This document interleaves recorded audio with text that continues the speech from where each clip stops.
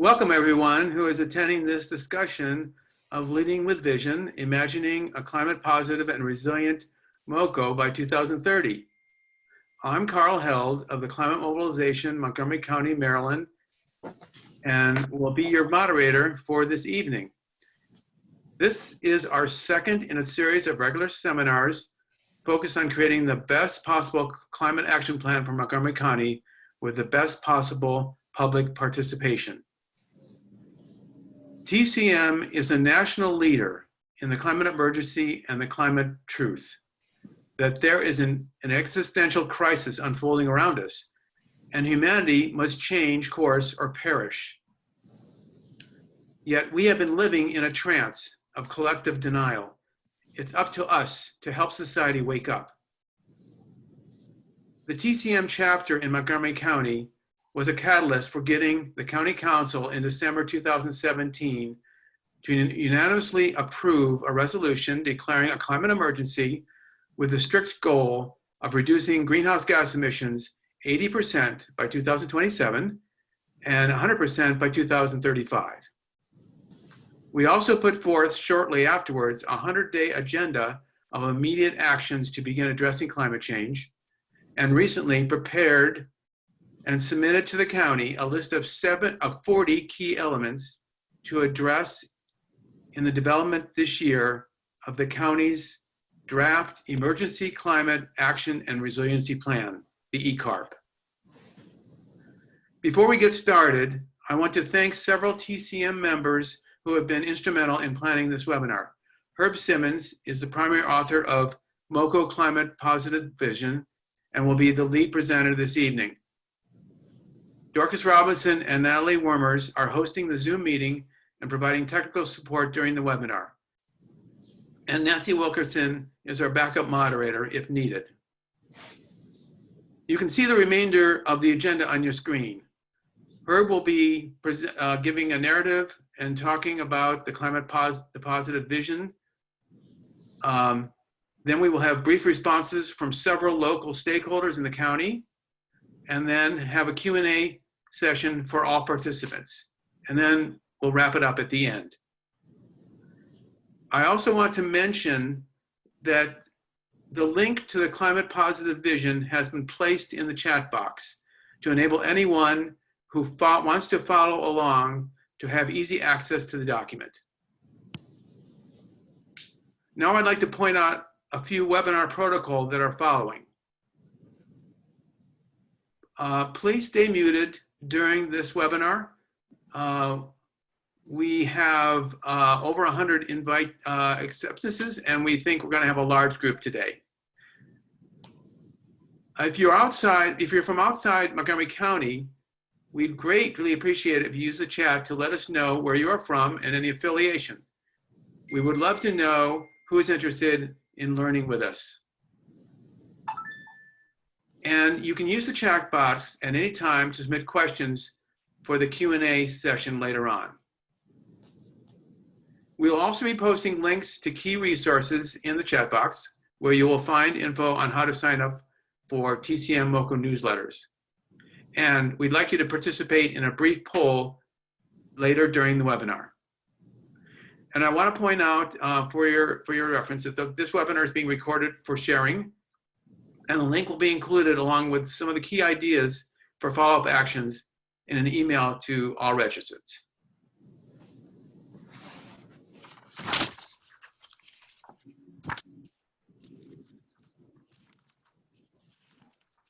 So I just want to spend 1 minute on to give you the thrust of this webinar. The purpose of the webinar is primarily threefold.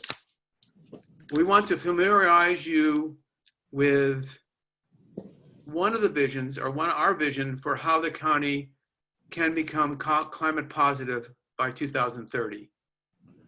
We want you to hear the climate vision perspectives of some of the key stakeholders, and we want to open the door for supporting action to have the county create a vision-led climate plan.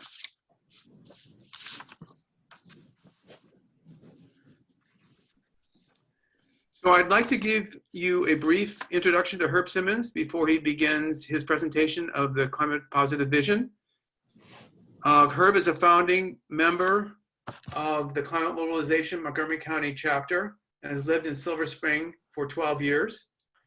Before, he was in New Jersey, where he was a city and county administrator, a college professor, director of climate-focused nonprofit, and head of smart growth planning for the state of New Jersey.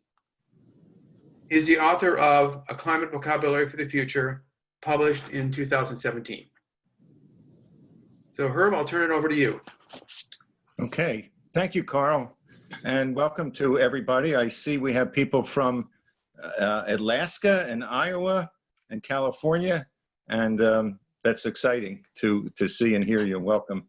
I want to thank everybody who's attending to have the vision to join a webinar on vision. I'll be discussing the background and goals for this climate positive vision for Montgomery County, but I think it's important that we not forget the broader context for this and any discussion on climate, or quite honestly, any discussion on anything these days.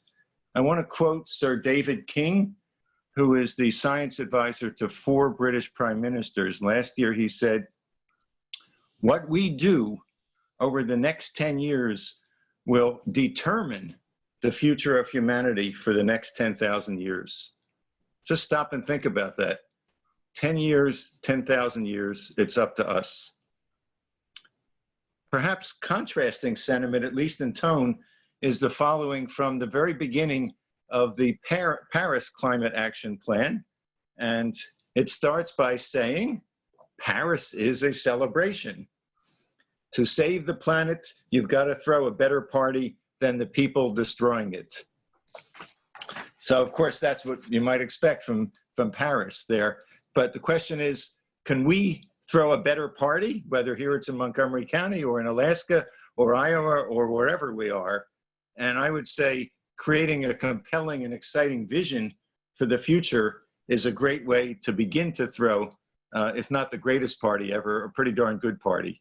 So just a bit about the background. After the emergency resolution was passed in 2017, as Carl said, I felt we needed to provide the public and the decision makers with some sense of what achieving the goals of the resolution actually means there, since no one has accomplished that anywhere in the world, either then or today.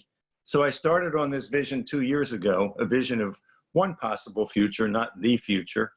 I had written a narrative future for the future of the state of New Jersey when I was head of the State Planning Commission back in the 1990s or so. And so I had a sense of what a vision could do in motivating people. After receiving input from many people here, including some on today's webinar, I sent the vision to the county council and the executive, and sad to say, I got no response whatsoever. Even ironically, that it was being used at Yale University and by some folks in New Jersey, New York, and other places. The County Transportation Demand Management Workgroup, which I was on, did pick up on the vision and used it to, as part of the vision they were creating for a transportation vision, and that is, or will be placed in the chat for you as well. So the vision I wrote is based upon their 5 goals in the resolution, and people focus on the emission reduction goal, naturally, but there are 4 others. The first is that it says very explicitly, the county in partnership with other levels of government should initiate a massive global mobilization. In other words, to be a climate leader. Or another way to put it is, we don't want what happens to climate in Montgomery to just stay in Montgomery. A second is restoring a safe climate, which calls for much more than simply emission reduction there. Third, building a sustainable economy, a vague but critically important and difficult action to take. Initiating large-scale removal of CO2 from the atmosphere, sometimes that's called drawdown. And as I said, and Carl said, to reduce greenhouse gases 80% 7 years from now, actually 2027, and 100% by 2035, the most ambitious target when it was adopted in 2017 in the United States. But climate language is also important and critical. That's why I wrote my book, A Climate Vocabulary of the Future.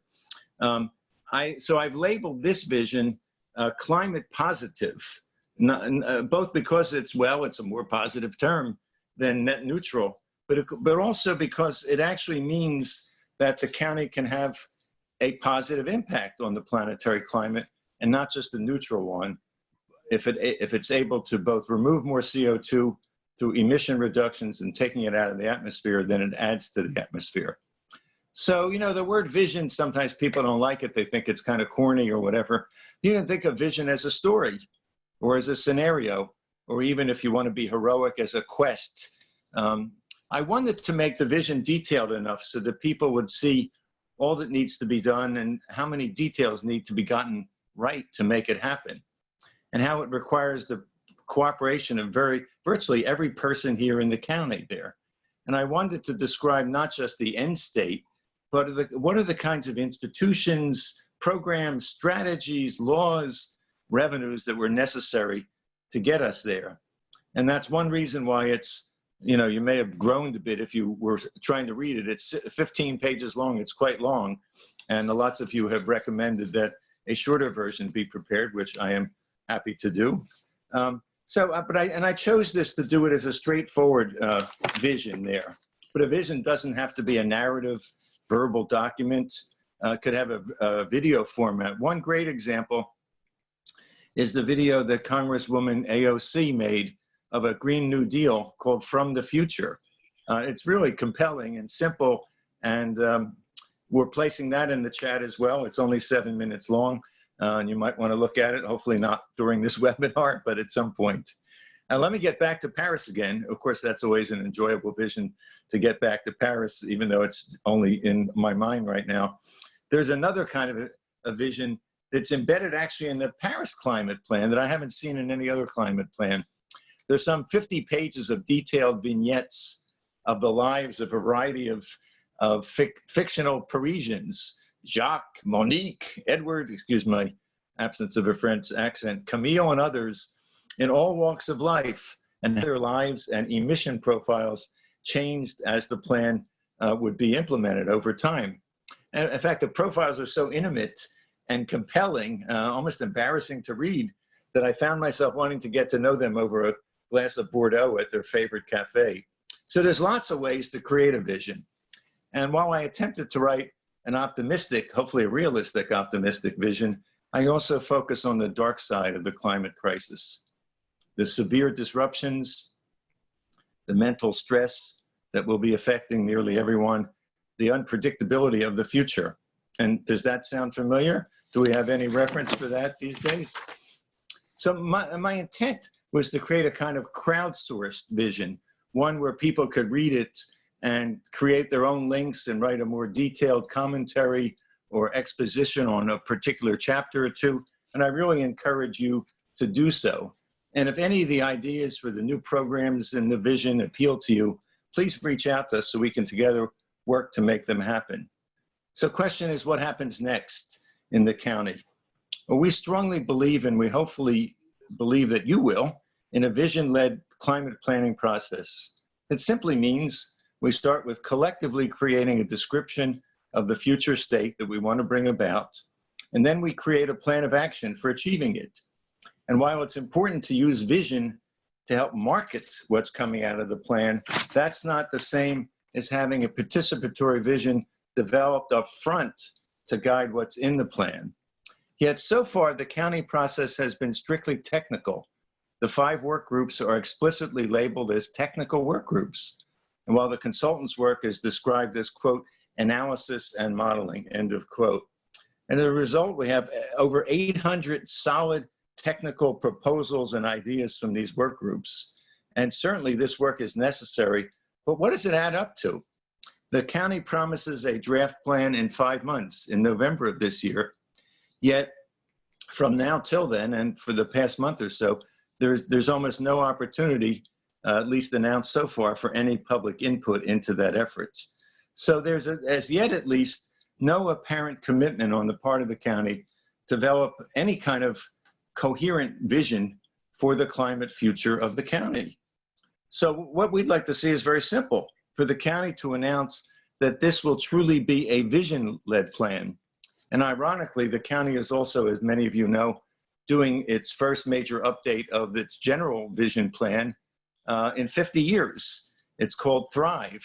And they've started their planning effort with a vision that they presented to people. People are commenting on it, meetings are held about it, and then the detail occurs. So we're saying to county climate planning, why don't you emulate and work with Thrive planning to do likewise. And what we hope is that the county's residents will be invited to participate in developing this vision through a wide variety of approaches, including what's called a citizen or people's assembly, a new idea that's come out of Europe that I'd be happy to talk more about in the Q&A if anybody's interested. If you're from outside the county and would like to develop your own local vision, we'd be happy to work with you. Just let us know. What I'd like to do now is read some excerpts from the vision. Of course, the vision gets whatever strength it has from the overall narrative, which can't be fully captured in excerpts. So I strongly encourage you, if you haven't taken a look at the vision, to have a read. And I will take a sip of water for a moment, and then I'll read some excerpts from the vision, and then we'll go on to the next section. Okay, so let's take ourselves from 2020 to 2030. We've just accelerated a decade or so. Montgomery County, an affluent minority county, was recognized today on January 1st of 2030 as the first climate positive community in the world, recognized at a ceremony by the UN and the United States President and Congress. And it did so by removing more greenhouse gases from the atmosphere than it put in, by reducing greenhouse gas emissions to near zero while causing the removal of millions of tons of greenhouse gases. The county created over 35 new institutions, agencies, and programs, and basically allocated over billions of dollars in targeted expenditures, most of which are in private money, not public money, to reduce energy and product demand. That was the key goal, while electrifying buildings and vehicles to eliminate the use of coal, gas, and oil. These programs weren't just put together at random, 35 programs, but they were linked with each other. For example, this vision proposes a vast climate extension program that would train hundreds, if not thousands, of county residents to provide advice and support to their county neighbors and friends and businesses on how to make these changes there. So you need to connect the programs and visions there. The county started with land use that it has most control over, and the county revitalized and intensified our existing communities and centers and focused development into our new communities, thereby contributing to a sharp reduction in the number and use of vehicles. The remaining vehicles, and we had 800,000 when we started, are almost entirely electric, mostly shared, and increasingly autonomous, resulting from the creation of the largest public and private network in the region, and all sorts of parking, road purchasing, financing, and tax incentives and penalties. Telecommuting has been vastly expanded to close to the levels reached during the 2022 great COVID pandemic, what I've called the GCP, that fortunately ended in 22, because that seems like a long time from now. I hope I'm wrong in that prediction. This reduced the greenhouse gases through telecommuting and ensured continuity on the increasingly frequent days when severe weather made commuting more hazardous, if not impossible. Highway expansions were stopped, with many millions saved dedicated to complete street redesigns with priority for non-motorized vehicles and walking. These redesigns were first initiated to protect public health and safety during the great pandemic, COVID pandemic. The retrofitting systematically of the building stock based on detailed, what I call carbonoscopies, included the replacement of high greenhouse gas emitting refrigerant gases, resulting in basically healthier living environments, better health, cleaner air. Montgomery became the first fossil gas-free zone at a ceremony in 1928 to celebrate the last property which was disconnected from gas service. But we also, in addition to disconnecting from gas, we had to electrify. So they created an organization with the simple name Montgomery Electrifies. A public-private partnership was established to accelerate the necessary electrification of the county's more than 1 million vehicles and buildings or so. In terms of transit, both ride-on and the school buses were electrified, and also the school bus fleet size and mileage traveled was sharply reduced, which also happened to reduce the obesity rates, or help reduce them, of our school kids due to higher density development, more sidewalks, safer roads, and more schools in urban and developed areas there. All of our new buildings have solar, lush green or reflective roofs, many with green living walls. They're the healthiest, most sustainable, most carbon absorbing, and also, as a result of the pandemic, the most pathogen minimizing possible there. Roads were coated in a new shade that the Montgomery County developed, a new fashion shade of color, and it was called Climate White to reflect heat, minimize CO2, and cool neighborhoods. Existing structures are evaluated for their ability to withstand more frequent rain bombs, the derechos, the intense flooding, higher wind speeds, the record high heat, and temperature fluctuations never before experienced in the county. Montgomery became the first government to require universal climate design construction standards to climate-proof every new and most existing buildings. A climate-compatible neighborhood design standard for every neighborhood helps ensure minimizing carbon consumption and maximizing resiliency. Most of the county's farmers have embraced regenerative agriculture. They're through a new Living Soils program that recognizes farmers whose soils absorb significantly more carbon. A county-sponsored regenerative agriculture research and demonstration farm was created and is visited by tens of thousands of county residents and school kids every year or so. The reinvigoration of the county's soils and farms strengthened the county's decades-old nationally recognized 93,000 acre agricultural reserve, while it improved water quality, groundwater and water bodies there. Led by a group of master carbon gardeners, individual and community climate victory gardens were created by the thousands, as was a regional climate conservation corps to basically expand the county's tree canopy while cooling neighborhoods as well. In terms of food, and Eat and Clean Week occurred first annually and then now every month, showcasing restaurants, businesses, government and school cafeterias, and hundreds of neighborhood potlucks serving fresh, low carb, or at least low carbon food anyway. Food waste was sharply reduced to close to zero. Buildings slated for teardown are now required to be essentially taken apart or deconstructed rather than demolished, saving greenhouse gases and materials. The success of the Zero Waste campaign allowed the county to close the Dickerson Resource Recovery Facility in 2022, saving money and eliminating emissions.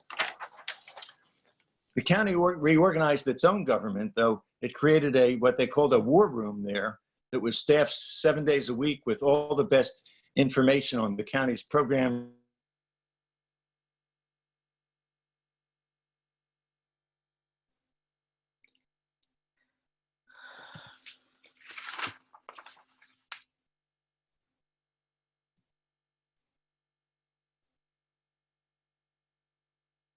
Lawsuits successfully against many polluters.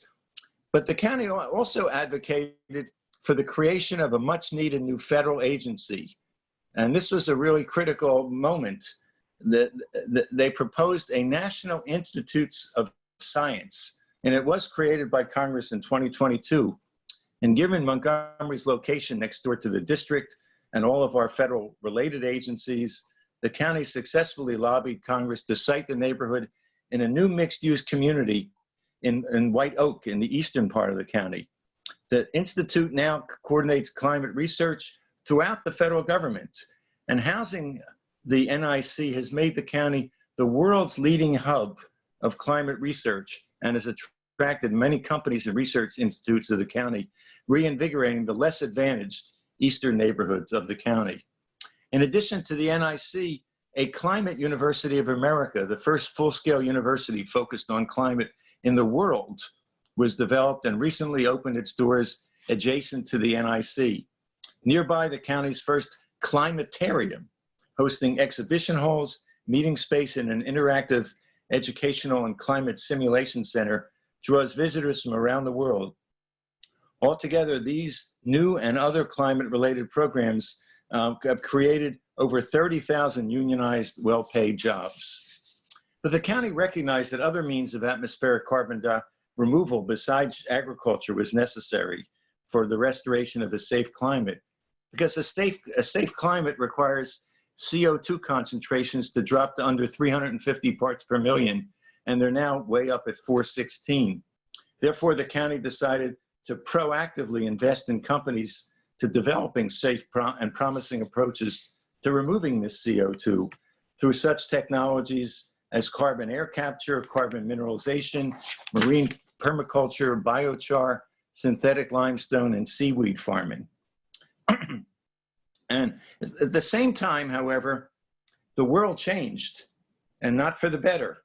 Increasingly severe and unpredictable weather patterns, frequent shocks to the local and national economy, political instability, we know what that's like, around the country and the world, and the disorienting unpredictability of nearly all aspects of life characterize everyday life. The county, in collaboration with the mental health community, developed extensive peer and professional support networks to help people navigate this new abnormal world. Particular emphasis was placed on providing support to racial minorities and other less advantaged groups who often felt the most immediate and severe impact from climate chaos. Many thousands of climate migrants from other parts of the US were being integrated into the community, though sadly, often with difficulty due to shortages of housing and other necessities. And so basically, all of this effort, the catalyst for it was the development of a comprehensive plan and blueprint for emergency climate action starting in 2019. And that was the first step there. The county initiated a program called Climate Conversations, with literally hundreds of small conversations occurring throughout the county. Folks in virtually every occupation, actuaries to zoologists, explored how their professions and occupations could help contribute to climate solution. A first in the nation Citizens Climate Assembly was also held, featuring 100 county residents chosen at random as a cross-section of the county. These residents met over 2 months, immersed themselves in climate science and policy, and recommended climate actions that were largely incorporated into climate policy. A climate creative arts group with hundreds of artists and musicians, singers, and others performed hundreds of performances with climate lens or focus. Recognizing that the 250,000, we've got 250,000 residents who are under the age of 18, as well as those yet unborn, will be the most affected by the changing climate.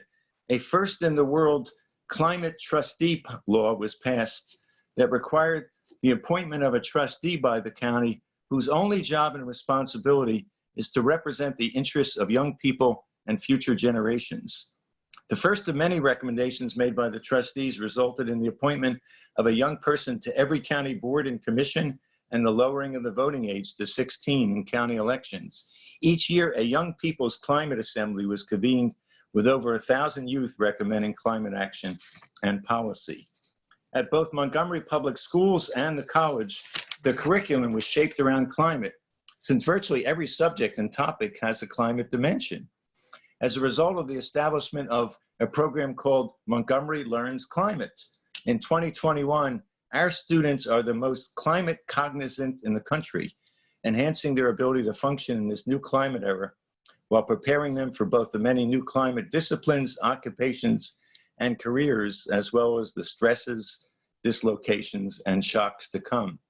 We organize climate competitions there, as well as a Citizens Climate Institute to train community members into climate there.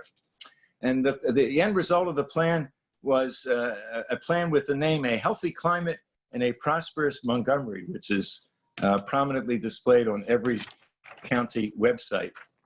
And based upon the success of the plan, the county organized a regional climate summit. It was attended by hundreds of elected officials from the entire region. And the president herself attended, she pedaled from the White House right up 16th Street on United States Bike One, the short 45-minute ride to the Silver Spring Civic Center.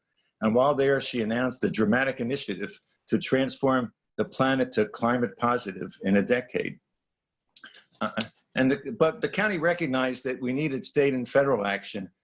And so they lobbied and formed a group that basically was able to help push through major legislation, 10 different laws that I outlined in the vision over the decade of the 20s to support every local government's efforts.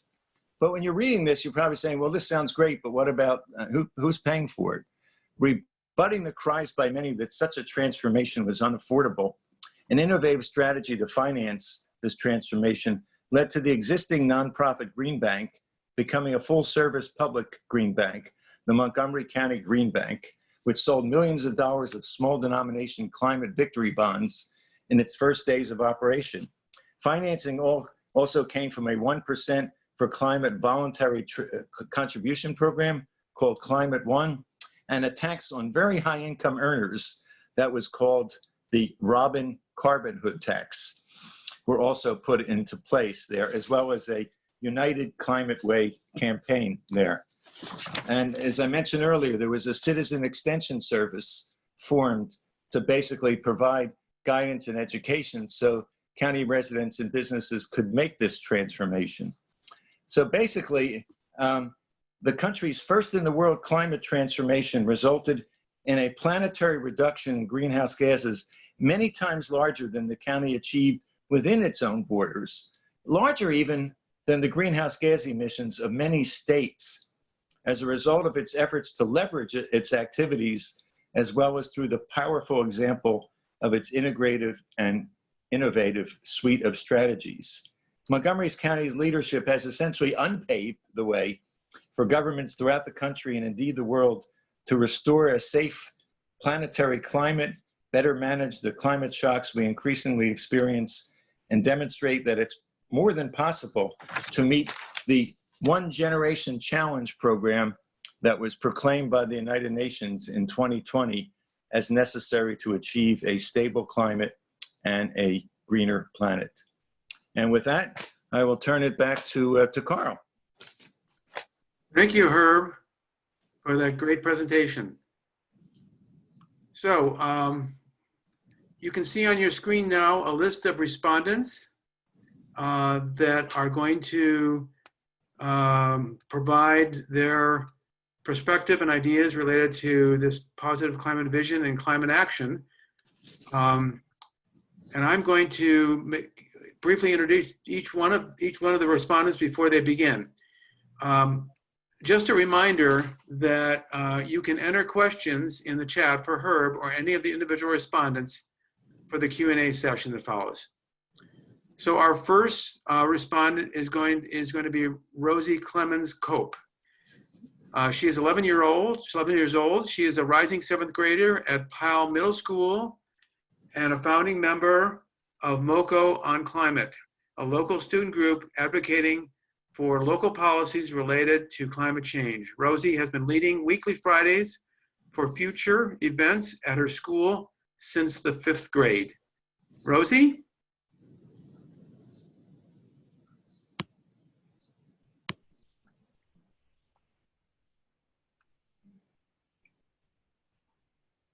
You're on mute. Rosie, are you muted?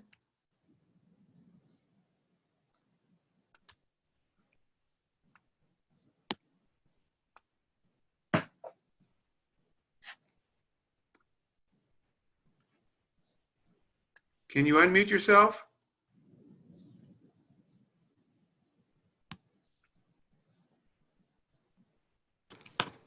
Can you hear us now? Can you hear us? Yes, yes we can. Okay. So, hi, my name is Rosie Clemens Cope. Thank you to the organizers at the Climate Mobilization, MoCo, for inviting us here to speak.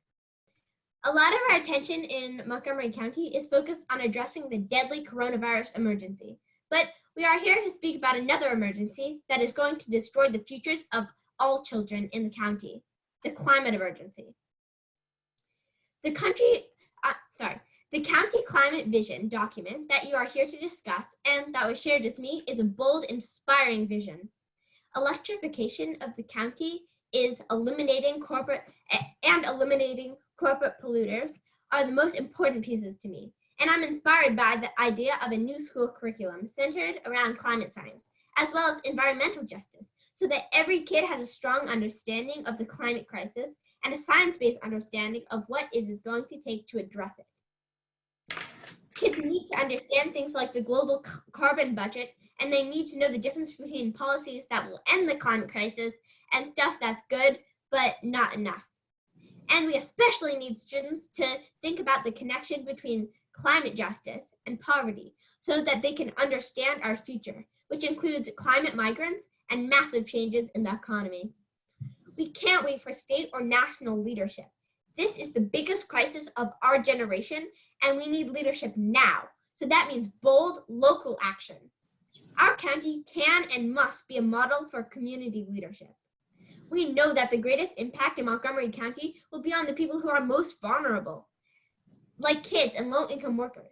Scientists say that we have 10 years left to avoid climate catastrophe. This is our moment. We have to stand in solidarity with all the county's residents. Now to my sister, Eleanor.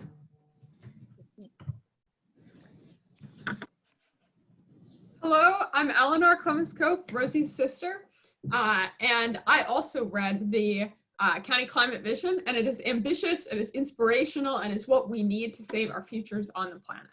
So there's two things that Rosie and I would like to add to the vision. First, we want to think more about what it means to have a just transition for workers whose jobs will change. Creating a green future will create a lot of new jobs in Montgomery County.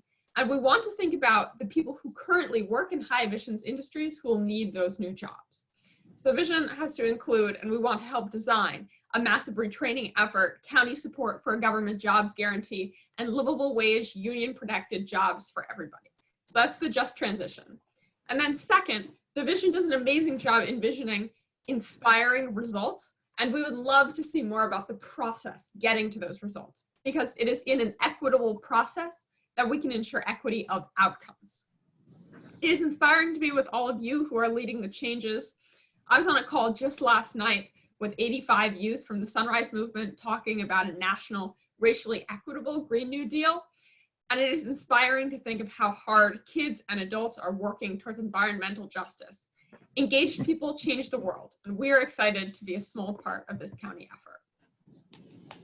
So thank you. Thank you, Rosie and Nora. That was great. Great presentations. Okay, so our next respondent is David Blockstein.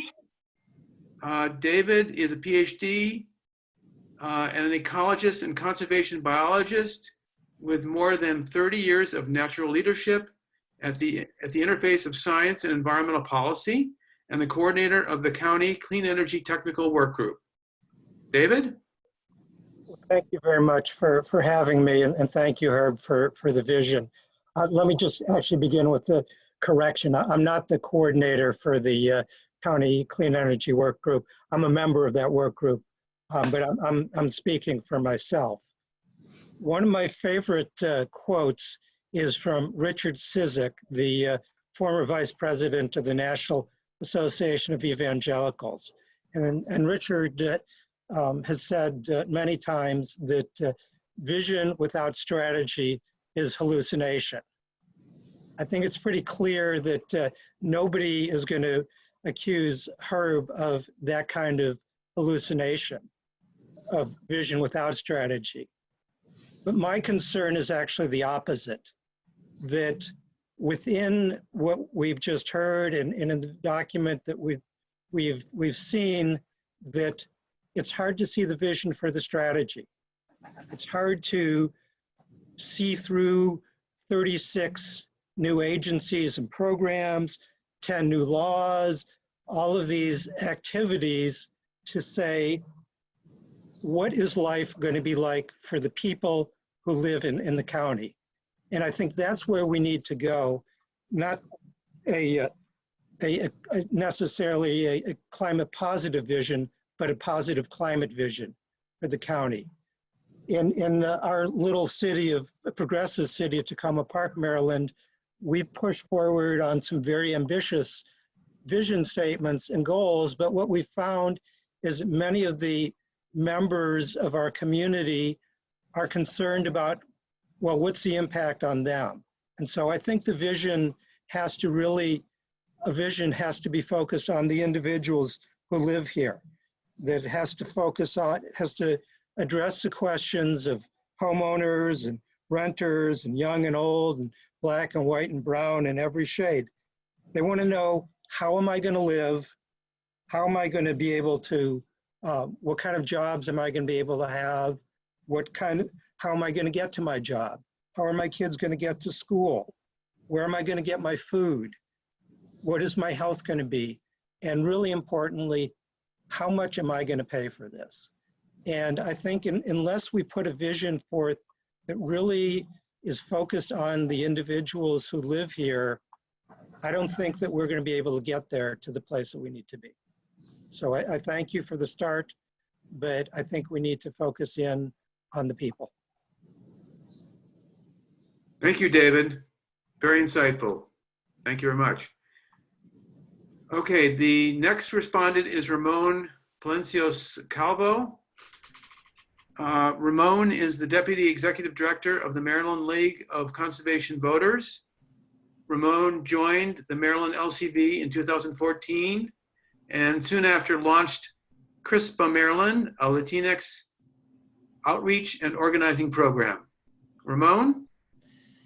Thank you, Carl, and thank you, Herb, and the Climate Mobilization for hosting this important conversation. And it is a pleasure to be here with the fellow respondents and all of the participants. For those of you that might not be familiar with the Maryland League of Conservation Voters, we are a statewide or nonpartisan organization that uses political action and education to protect our environment and communities, and we advocate for smart climate policies and hold our elected officials accountable through our scorecard. And as Carl mentioned, we started our Latino Reach program in 2014, and this is a program that works with Latino communities to ensure that they are engaged in the political process and they're a strong voice to protect our land, water, air, and the health of their communities now and for future generations.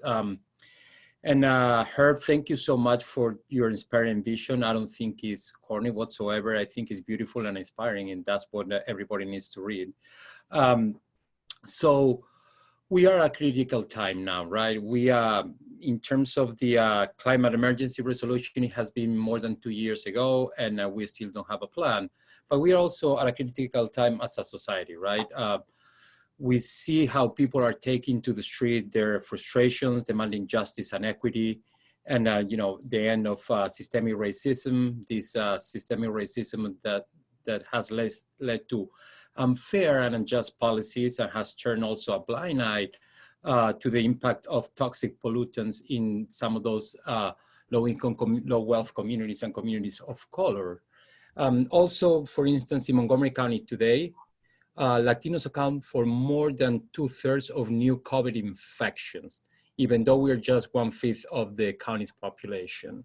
So I think that now more than ever, if we are to advance a climate plan and climate justice in the county, we need a plan that will address those historic shortcomings by placing equity and justice at the center of the plan. And the plan must put at the center of its policies and solutions, the policies and solutions that proposes those communities that are, again, overburdened by pollution and disproportionately suffer those social injustices. And as Herb also mentioned, and David, I think that those communities need to be part of the planning process that is not happening now with community members, and they need to be involved and valued as well. Finally, the plan must do more than just, again, cut carbon pollution. It must break with that cycle of environmental racism and injustices, build a clean energy economy that will improve the lives of all people, but bringing economic opportunities, health benefits, and other co-benefits. Those co-benefits are very important for those communities. So yes, I think that the climate vision for the county is a very important step in describing what a carbon future could look like for some of the sectors that contribute the most to carbon pollution in the county, and also to show what are those tangible benefits of this transition. But yet we need, again, to make sure that those affected communities are part of the process, and we need to promote and facilitate their meaningful engagement to have a plan that benefits us all in Montgomery County. Once again, thank you so much for this opportunity. Thank you, Ramon. Thanks very much for your insights. All right, the next respondent is Tom Deyo. Tom is the Chief Executive Officer of the Montgomery County Green Bank, the first county-level green bank in the United States. And he is also a member of the County Buildings Technical Workgroup. Tom?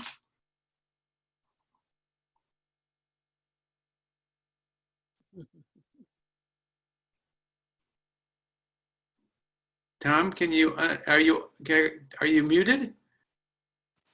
Yep, I guess I was. I unmuted my phone, but I guess I needed to also unmute my computer. So there we go. Thanks, Carl. Thanks for that heads up. And Herb, thanks for putting together this very elaborate and impressive document. I also just want to thank Rosie and Nora for taking the lead-off position and really putting out a very impassioned and compassionate piece out there. It was great to actually have youth lead us off and sort of set a tone. So thank you so much for putting that together. So just for a quick, who the Montgomery County Green Bank, we're a nonprofit. We were chartered by the Montgomery County to accelerate private investment in clean energy technologies and renewable energy throughout the county. But I would just say that it was a very noble idea to put this narrative out there of what the world could look like, how it could be a clean place, how it needed to be a healthy environment, and how we needed to achieve zero emissions, and also how to mobilize all the elements of society to get there. Those are the kinds of things that visions need to capture, and I think you did a very strong way in presenting that. I would also just, staying within the sort of lane that I understand within the finance world, is that there's a strength in the recognizing that to achieve the goals in there is going to require a significant amount of investment, and that much of that investment is going to have to come from private capital, and that the Green Bank and entities like the Green Bank are designed to be catalysts to lever that kind of private capital, and work collaboratively with the private capital providers and the users of that capital in order to make it effective in the market. I think one of the things to understand with capital is that risk is a part of every endeavor. It's a risk within the vision you set out. I think you articulated social risks in there with the mental risks in that, but capital also sort of looks at every transaction and looks at its risks. And that risk carries with it a premium. And so I think that's where the concepts of sort of public-private partnership, the concept of what a green bank's role is to use some level of smaller capital to sort of take risk out of the equation and allow the private capital to move more freely into the marketplace. And that's what the vision of a green bank is, and I think that's what the vision that you've established here in terms of a very significant change in the county is going to need as a partnership. I'd also just want to reflect that there are really a couple efforts out there right now currently that point to how that kind of approach can unleash a load of private capital by having risk capital in place. The first I call out is just recently passed. Tom, if you could wrap up shortly, that would be great. Yeah. So the Clean Energy and Sustainability Accelerator was just passed in the Moving America Forward Act. It was $20 billion that was being put forward there that would act like green bank-like investment. And I think that demonstrates how large amounts of public capital can leverage private capital. And second, to the bonds component that Herb, you put out there, the Connecticut Green Bank just put out Green Liberty bonds, just launched those. 16.1 million they put out, World War II-like bonds. There were climate action bonds. And by the private parties investing in those bonds, they're going to leverage 140 million of money for rooftop solar. So those are two examples of how the plan that you set forward and the idea of having public-private capital come to the fore in order to succeed at it can be achieved. So I'll leave it there. Thank you very much, Tom. That was great. Our next respondent is Jane Lyons. Jane is a housing, land use, and transit advocate for the Coalition for Smarter Growth and a founder of Montgomery for All. Jane? Hi, can you hear me? Yes. Great. Thanks so much to TCM and to Herb for inviting me. This has been really interesting to hear from so many different people and to think about that vision. My name's Jane Lyons. I work for a group called Coalition for Smarter Growth, and we advocate for more walkable, inclusive, and transit-oriented neighborhoods all around the DC region. I work specifically in Montgomery County, and what I really like about Herb's vision is that it does take land use into account, which is something that often gets ignored. I've been really excited by the Green New Deal, but I've also been a little bit disappointed that land use is not really mentioned as a part of the Green New Deal, because I see as nothing being more critical to building a just and green world than where we live, where we work and shop, and how we get to and from those places. So I think the message is that we really need to stop planning around cars. One of our biggest sources of greenhouse gas emissions, our #1 source in Maryland, and instead plan for places, plan for people, all people, to no longer have communities that are exclusionary, have communities where all people can afford to live there, and planning for the environment. So I think that visioning is important, and it's especially important to engage the community in that process. And I don't think we've really figured out a great way to do community engagement yet. And that's important to do that vision with the community, because the climate crisis is it does require us to act really fast. It's an emergency. And if we have lengthy public debates every time that there's a proposal to build a sidewalk or to build a bike lane, like that bike lane up 16th Street that is in the vision, which I thought was especially exciting. If we have lengthy public processes every time something like that is proposed, we're never going to get to zero emissions. So if we're able to agree on a vision now for a green future as a community and define what the public good is and what we want our public officials to work towards, that'll hopefully allow us to move a lot faster and to address the emergency. Because it's not going to be easy. It's going to be a lot of change to get to that vision. And people might like that vision, but people don't always like that change. So I also strongly agree with what Nora said about centering a just transition, and centering more voices that aren't typically included in these types of planning processes. So I totally agree that visioning is important. I'm excited by Herb's vision, and I hope that it can be a bigger part of the climate plan. Thanks so much. Thank you, Jane. That was great. All right, our next respondent is Shanita Rashid. Shanita is the manager of communications at Community Relief, part of the American Forests program that works to expand trees to achieve tree equity in cities across the US, and is also a member of the County Adaptation and Sequestration Workgroup. Shanita? Thanks, Carl, and thanks, Herb, for putting this vision together. I echo a lot of what has already been shared by folks on the call. I prepared some notes here, and a lot of what I'm going to read is focused on the vision. Some statements that, I would like to see included in the vision, as well as, some key social areas that I think could be more highlighted in the vision, because if this vision gains a lot of traction in the county, we want to make sure that it includes everything that we want our county to look like so that we can backtrack and create the strategies to achieve it. So I will start with that. I think that the vision should further discuss how the county ended energy insecurity. So making sure that energy is accessible and affordable to all residents at all times of the year. I'd like to see more discussion about what the many green spaces will look like and how they support wildlife habitat as well as community education. For example, homeowners could be provided incentives to convert portions of their lawns into wildlife habitat. There also needs to be more discussion about equity all throughout the vision. It's only mentioned in a few places, but equity is more about the approach, the process that we take to get to climate positive. So the tone of equity should be implied throughout. For example, the county passes laws and policies that rectify the negative social and environmental impacts of redlining.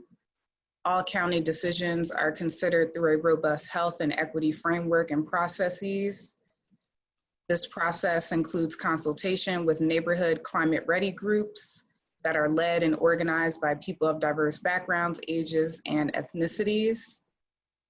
The county is a leader in the green economy. It created a countywide green jobs and career pathways program for people of all walks of life and ages, especially people re-entering society from prisons. The county invests in local energy economies owned and operated by residents.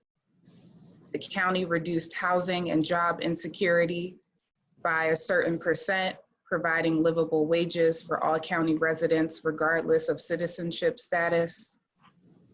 All county and social service departments and programs are fully funded and now connect people to climate-ready education resources, whether they are a homeowner or a renter, as well as employment resources in the local green economy. Janita, can you begin to wrap up shortly? Thank you. All climate resources, materials, and messages are delivered in multiple languages to accommodate the many spoken languages in our great county. We have, a huge immigrant population in the county, so that's really important. And also, Herb, the climate test that you mentioned, which I thought was great, a great concept to have. I would also like it to be renamed to be a climate health and equity test, going back to the point that I made earlier about the county making decisions that benefit all people. Thank you. Great. Thank you very much, Janita. Okay, our next respondent is Rick Sullivan. Rick is a member of the Montgomery County Geo Union's Climate and Environment Committee, a member of the 350 Montgomery County Steering Committee, and what I'd like to call a climate-focused musician. So Rick? Okay, thank you, TCM. Thank you, Carl. Thank you, Herb. I was reminded when Herb was reading his vision statement that I think I read an earlier draft of it sometime back where he named the president who bicycled out from the White House, and it was in fact AOC. So I thought I'd throw that in there. I thought that was a good feature of the vision statement. Yeah, I'd like to mention 3 things that I'm involved with on an ongoing basis. I'm on the steering committee of 350 Montgomery County, and we started in 2014 with our goal to divest the county's pension and healthcare funds of fossil fuel investments, part of the 350.org international divestment campaign, which is now transitioned into something called Stop the Money Pipeline. So it's an ongoing effort to move money out of fossil fuels and as much as possible move money into renewables and green energy and climate solutions. And that's an ongoing effort we have going on in Montgomery County. The second thing I wanted to mention is that about a year ago, I helped start a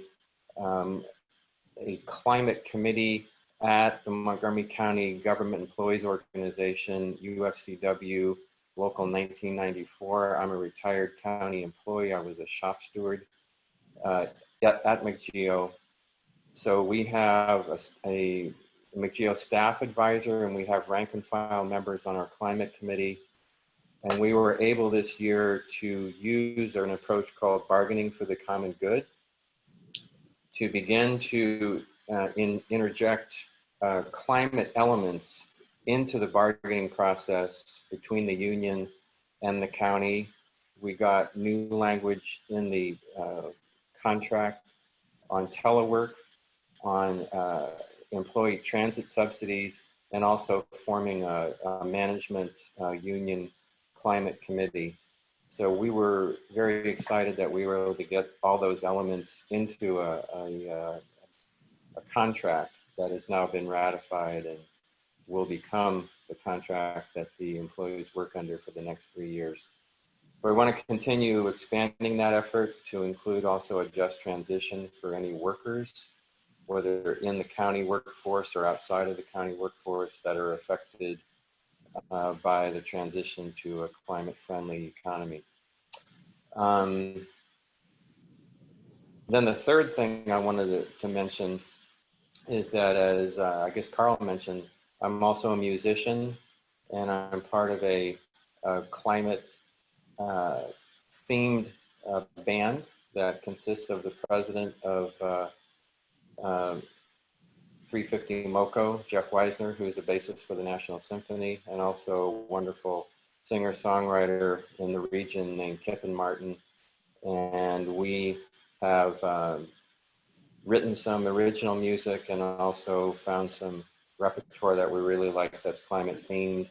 We were due to go into the studio starting in April, but that's been put off. We did have a successful Kickstarter campaign, so we've raised the money we need to record, and we're still working on our music. So I guess that's about it for me. Thanks very much. Great. That was great, Rick. Appreciate all your input there. So our last respondent is Carolyn Taylor. Carolyn is Executive Director of the Montgomery County Countryside Alliance, which works to preserve the natural environment, open spaces, and rural lands in the county's agricultural reserve for the benefit of all Washington metropolitan area residents. Caroline? All right. Hey, thanks, Carol. Well, thank you for that uplift at the end of a really busy and difficult day.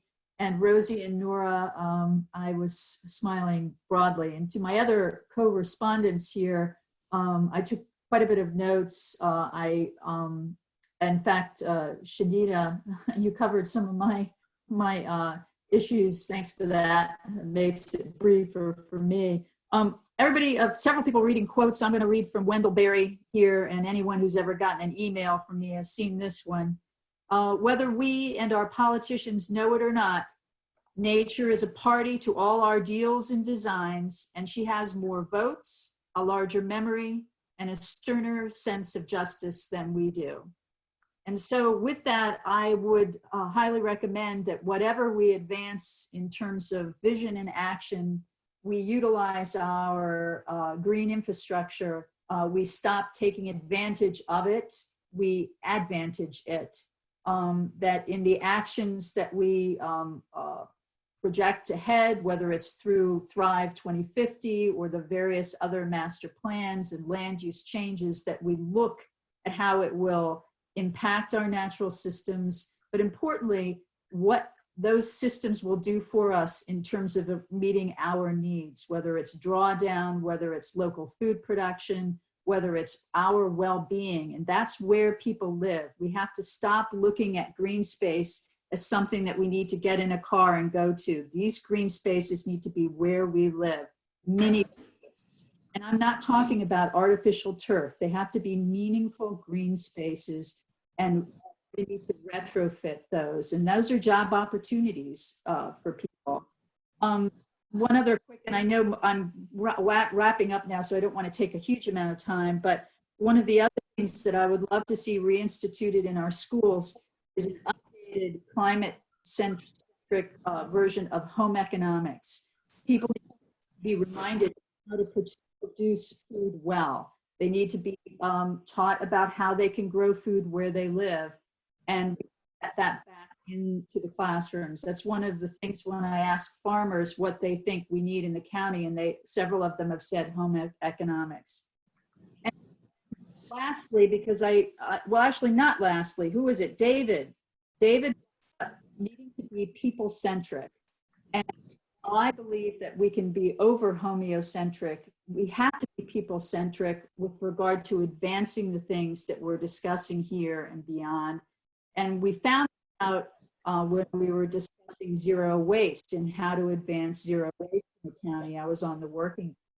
Unless we can understand how this impacts people and how we can show them the benefits, why these things matter to them, our progress will be very slow, if at all. So we really have to make sure that we bring people along and have them embrace what we're doing and want to become involved in it. And that's one of the things we do at Montgomery Countryside Alliance, whether it's our land link program, hooking farmers to land, or advanced regenerative ag, or our relief where we're planting trees throughout the reserve. We try to get people to become involved and find out why it matters. But the vision that you shared, Herb, is inspirational, and I'm really looking forward to working to advance it and to get the county to grab a hold of it and move forward. So thank you so much. Thank you, Caroline. Great comments. Very good. So, Herb, want to give you a chance to offer any reflections on what you've heard from the respondents. Okay, well, that was a kaleidoscope of 8 provocative and fascinating sets of comments. And I want to take no more than a minute or so just to highlight 2 or 3 points, recognizing that there's so much more we could talk about in a very rich conversation. David's comment about people-centered, I mean, that's why I mentioned in my first comments about, for example, the effort that Paris did to describe how individuals would be affected, just what you said, David, in great detail, whether that's a specific technique that should be used. So I see that as what you're suggesting is complementary to this effort, but I certainly totally agree that that's an essential component of it. You know, we heard from 4 or 5 of you the need to embed equity in every sense, in everything that's reflected in everything we do and in this vision, and I take that to heart. The idea that Jane brought up about a lengthy public process, which can work both ways. So the Trump administration wants to make the process simpler, and we may want to make it simpler for things we'd like to have for climate, but not for others. That's, again, subject for a much longer discussion.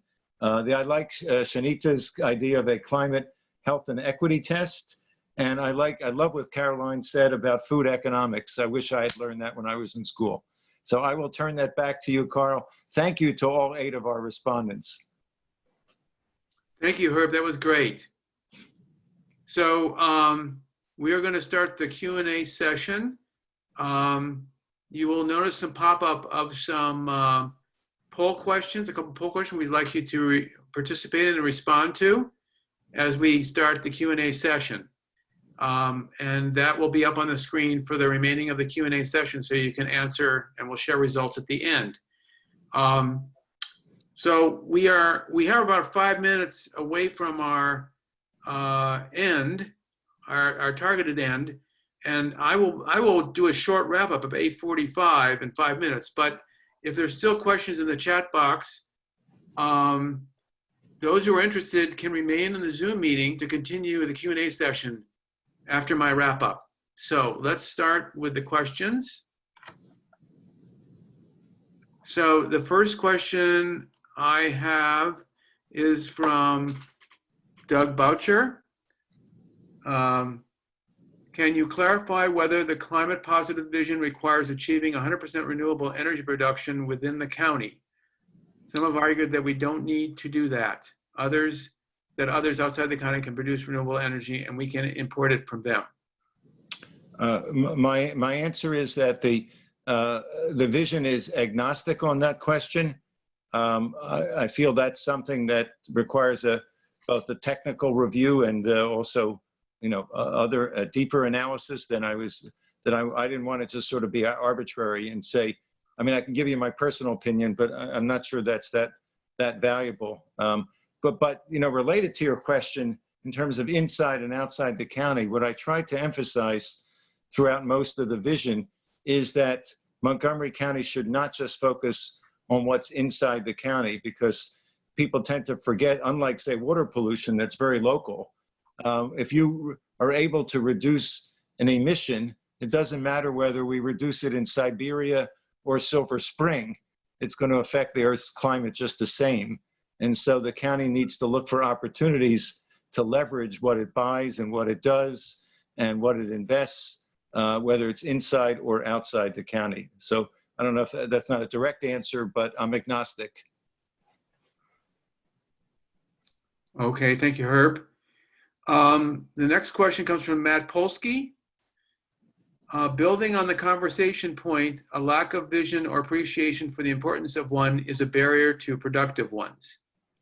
What else gets in the way of those conversations? A prerequisite for seeking big changes like addressing climate change? Hello, Matt. I must say, Matt, who is a former colleague and friend from New Jersey, and who gave me extensive comments on the vision a year and a half ago, which led to some significant changes in the vision. But I don't understand your question, Matt. I'm sorry. Maybe could you type it in the box and rephrase it? We'll go on to another one and come back. Well, there's a follow-on statement that may help. Okay. The way we think can be an unexpected part of the problem. I've identified many 101 pervasive mindset barriers, held even by those actively trying to address climate change. And then he gives a link. So maybe this is a follow-up conversation between you and Matt. Let me just say that I read, if not all of those 101, but many of them in the past, and they're very valuable. And I would encourage people to download that. It's really provocative and important, and lays out a lot of the things that we just normally don't think about in terms of the kinds of issues and obstacles that keep us from getting where we need to go. So thank you, Matt. Sorry, there's not much more that I can say now, but we'll continue offline. Okay, so we'll take one more question before the wrap up, and then we'll continue after the wrap up if for those who want to stick around. So this is a question from Johanna Wormers. How will we bring more people of color into the county's climate planning process? Well, as I understand from what we have been told by Adriana Hochberg, who's the county climate coordinator, at this particular time and for the next few months, they're making a special effort with an ambassadors program and otherwise to do just that. And I think it's incumbent on all of us to look closely at what the county plans to do and is starting to do. Hopefully that will be shared widely, particularly, of course, with those of color and of less advantage, to see whether it's not so important what we think, but the folks who are affected, whether they feel the county is undertaking adequate outreach. Okay. All right. Great. Thank you. All right. So let's go to the wrap up now. Oh, let's go to the answers to the questions. Yes. Dorcas? Do you want me to summarize? So you can see the results there. By far, overwhelming majority think that a vision-based process should guide the county's development of the eCARP, 97%. And then the second question, do you think that the vision presented tonight was too pie in the sky, about right, or not ambitious enough? 66% said about right, so that's a clear majority. And the remaining were kind of split in between. It's too big, or it's too whatever pie, or it's not ambitious enough. So thanks for everybody participating. All right, so I want to thank everybody for joining here for this webinar, and a special thank to our respondents for sharing their ideas. So TCM MoCo is going to be sending a follow-up email to everyone who registered with the webinar recording and an opportunity to sign up for the TCM MoCo newsletter, basically a monthly newsletter, to which you can receive information on future webinars. And we'll have a survey there that you can take to indicate your interest in supporting a vision-led plan.